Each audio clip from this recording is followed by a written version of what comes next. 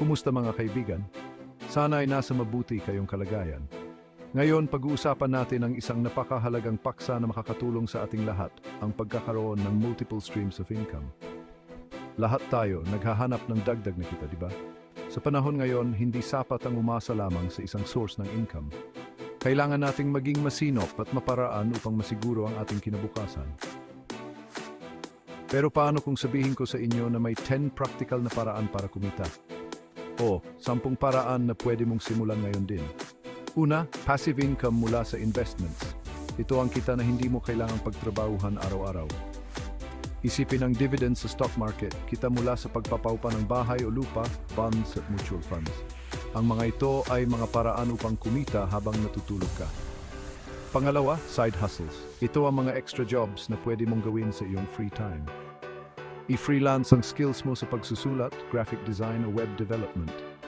Maraming platforms online na naghahanap ng freelancers.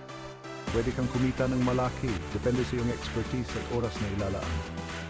Magturo online, mag-offer ng consulting, o magbenta ng mga gawang kamay. Ang mga ito ay hindi lamang nagbibigay ng dagdag na kita, kundi pati na rin ng fulfillment dahil nagagamit mo ang iyong talento at kaalaman. Pangatlo, digital products. Gumawa ng e-books, online courses, o stock photos. Ang mga digital products ay isang magandang paraan upang kumita dahil once na nagawa mo na ito, pwede mo itong ibenta ng paulit-ulit. Kahit printables tulad ng planners o templates ay pwedeng pagkakitaan. Maraming tao ang naghahanap ng mga ganitong produkto online. Pang-apat, affiliate marketing. Gamitin ang blog o social media mo para i-promote ang mga produkto at kumita ng commissions. Ang affiliate marketing ay isang magandang paraan upang kumita lalo na kung marami kang followers o readers. Panglima, pasukin ang negosyo. Franchises, e-commerce, dropshipping, o kahit vending machines. Ang pagnenegosyo ay isang magandang paraan upang magkaroon ng steady income stream. Pang-anim, usong-uso ang sharing economy. Ito ay isang sistema kung saan pwede mong ipaupa ang mga bagay na hindi mo madalas gamitin. Ipaupa ang bakanteng kwarto sa Airbnb, mag-offer ng car sharing services, o ipahiram ang personal mong gamit tulad ng camera equipment. Maraming tao ang naghahanap ng mga ganitong serbisyo. Pang-pito, huwag kalimutan ng intellectual property. Ito ay mga bagay na ikaw mismo ang lumikha at pwede mong pagkakitaan. Kumita ng royalties mula sa libro, musika o patents. Ang mga ito ay nagbibigay ng passive income dahil patuloy kang kikita kahit tapos na ang iyong trabaho. I-license ang mga disenyo o invention mo. Maraming kumpanya ang naghahanap ng mga bagong ideya at handang magbayad para dito. Pangwalo, part-time o seasonal work ay dagdag din sa kita. Maraming opportunities lalo na tuwing holidays o peak season. Isipin ang weekend jobs, tax prep o holiday retail. Ang mga ito ay magandang paraan upang kumita ng extra lalo na kung may free time ka. Pang-siyam, pwede mo bang pagkakitaan ng hobbies mo? Ang mga bagay na kinahiligan mo ay pwede ring maging source ng income.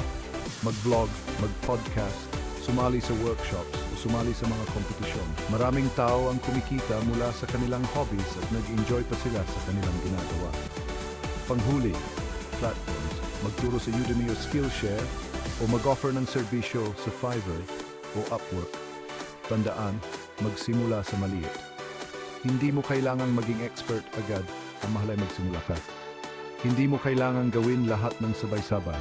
Piliin ang mga bagay na kaya mong gawin at unti-unting palawakin ang iyong mga income streams. Piliin ang bagay sa skills, interes, at oras mo.